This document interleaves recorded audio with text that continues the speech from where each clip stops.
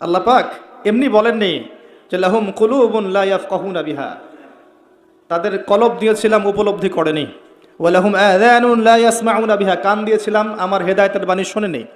ওয়ালাহুম আ'য়ুনুন লা ইউবসিরুনা বিহা, দু চোখ দিয়েছিলাম কখনো দেখেনি।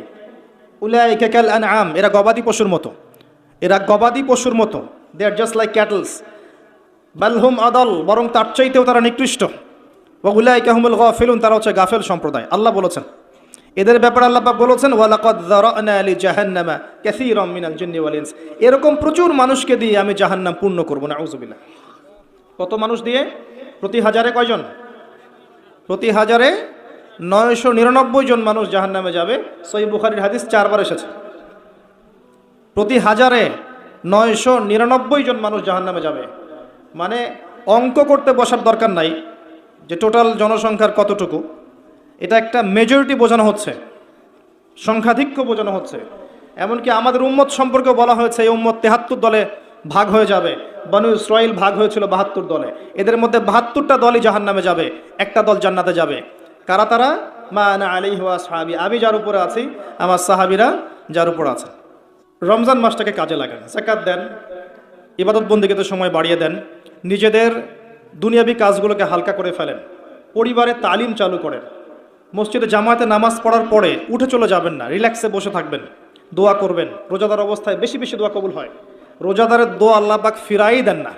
যে কয়েকজন ব্যক্তির দোয়া আল্লাহ পাক ফেরত দেন না, তার মধ্যে একজন রোজাদার, একজন মুসাফির, আর একজন হচ্ছে পিতা মাতা। এটা মনে আছে তো? 3 শ্রেণীর মানুষ দোয়া করলেই কবুল, দোয়া করলেই কবুল।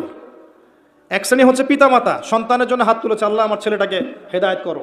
যদি এই পিতা মাতার আকীদায় শিরক না থাকে, আমলে বেদাত না থাকে এবং রিজিক হালাল হয়, ইনশাল্লাহ ওর ছেলে হেদায়েত হয়ে যাবে ইনশাল্লাহ।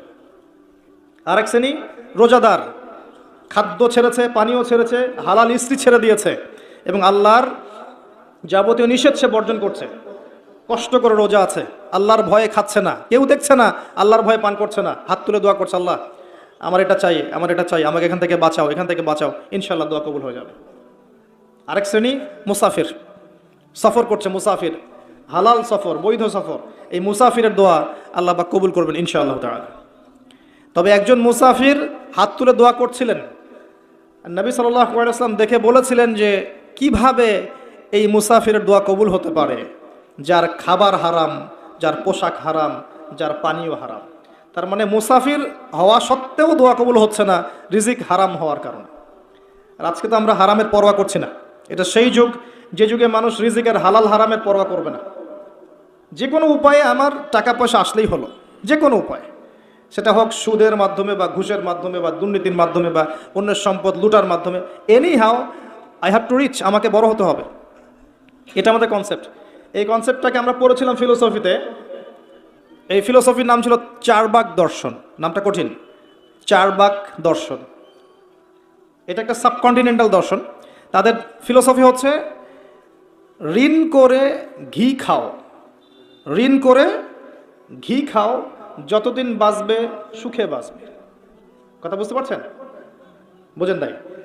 লোন করে হলেও ঘি খান, মানে আপনার যেভাবে হোক আপনাকে বিত্তশালী হয়ে জীবনযাপন করতে হবে। মানুষের টাকা মেরে কেটে ঋণ নিয়ে যেমনে হোক নিজের পেটটাকে ভরেন, যতদিন বাঁচবে সুখে বাঁচবে, মরার পরে আর চিন্তা করার দরকার নেই।